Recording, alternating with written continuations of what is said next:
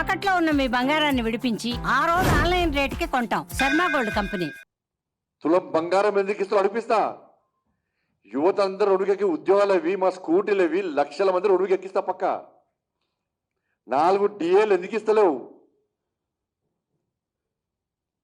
పదవీ విరమణ పొందినటువంటి వాళ్ళందరూ కూడా వాళ్ళందరితో మాట్లాడుతున్నా. ఏం చేయాలో చేస్తా, పక్కా చేస్తా, పక్కా సెగ కల్పిస్తా మీకు.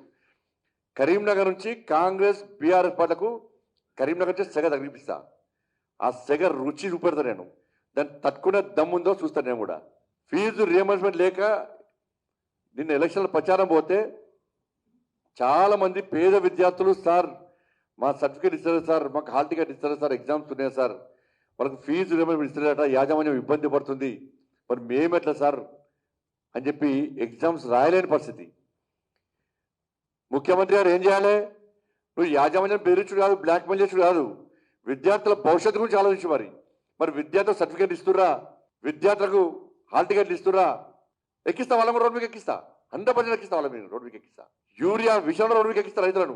ఏది ఇష్టపడే ప్రసక్తి లేదు. నేను మళ్ళీ చెప్తున్నా, నేను భయపడుతున్న కాదు, నేను అటువంటి పొలిటీషియన్ కాదు, మీరు చిల్లర రాజకీయాలు చేసే పొలిటీషియన్ కాదు. కానీ మీరు చిల్లర రాజకీయాలు చేసే పొలిటీషియన్ అడ్డుకునే దమ్ము నాకు ఉన్నది. వాళ్ళ నేను ఇలా నిద్రాహారాలు మాని తిండి తిప్పలు లేకుండా ఇలా భారతీయ జనతా పార్టీ గెలిపించుకున్నాం. మేము అందరం కలిసి భారతీయ జనతా పార్టీ ప్రతి కార్యకర్త కష్టపడి పనిచేసిండు. భారతీయ జనతా పార్టీ ప్రతి నాయకుడు కమిట్మెంట్తో ఒక టీమ్గా ఏర్పడి కష్టపడి గెలిపించుకున్నాం. ఇవాళ మా కమిట్మెంట్, మా మీద నమ్మకం విశ్వాసంతో మోడీ గారి సంక్షేమ పథకాలు చూసి, మోడీ గారు చేసిన అభివృద్ధి చూసి ఇవాళ ప్రజలందరూ కూడా మాకు బ్రహ్మరథం పట్టారు. ఆ ప్రజా నిర్ణయాన్ని మీరు వ్యతిరేకిస్తే అదే ప్రజలు తిరగబడే విధంగా మేము చేస్తాం, పక్కా చేస్తాం. మీరు కేసీఆర్ బీఆర్ఎస్ పార్టీని ఎందుకు అరెస్ట్ చేస్తారు? కేసీఆర్ కుటుంబాన్ని ప్రశ్నిస్తాం, పక్కా. వాళ్ళ అవినీతి అక్రమాలు ప్రశ్నిస్తాం, వీళ్ళ 6 గ్యారెంటీలు ప్రశ్నిస్తాం, వీళ్ళ మధ్యలో ఉన్న ఎంసీల్ బంధం కూడా ప్రజలకు వివరిస్తాం. ఇష్టపడే ప్రసక్తి లేదు.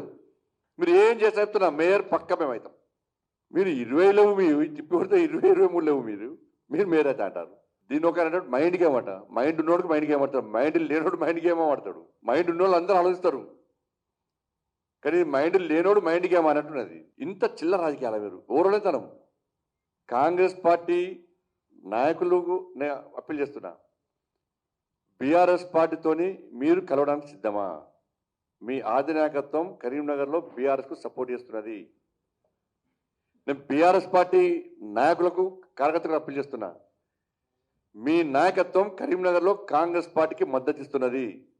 ఈ 2 పార్టీల నాయకులు వాస్తవాలు ఆలోచించండి. ఒక కరీంనగర్ కార్పొరేషన్ కోసం వీళ్ళిద్దరు ఒకటై దాని ఎంఏ పార్టీని మధ్యలో పెట్టి ఏదో చేయాలనుకుంటే ఏం సాధించలేరు. ఒక నాయకుడు పోయి సీఎంతో మాట్లాడతావా, సీఎంతో మాట్లాడు అని ఫోన్ ఇస్తాను ఒక నాయకుడు పోయి. ఆ వీడియో చూపెడతా మీకు. ఇంకోన పోయి కేసీఆర్ కొడుకు వాడతావా, మాట్లాడు అంటున్నాడు ఒక ఆయన పోయి. అంటే గిద్ద దిగజారి ఒక కార్పొరేషన్ మేయర్ కోసం గిద్ద దిగజారి రాజకీయాలు చేస్తే ప్రజల మద్దతు ఉంది, ప్రజలు మనం ఆశీర్వదించారు, పూర్తి మెజారిటీ మాకుంది. దాన్ని గుర్తించకుండా మీరు చేస్తే ఎట్లా సక్సెస్ అవుతారు మీరు? కానీ ఈ 2 పార్టీల అధిష్టానం స్పష్టం చేయాలి. ఈ 2 పార్టీల కార్యకర్తల నాయకులు వాస్తవాలు ఆలోచించండి,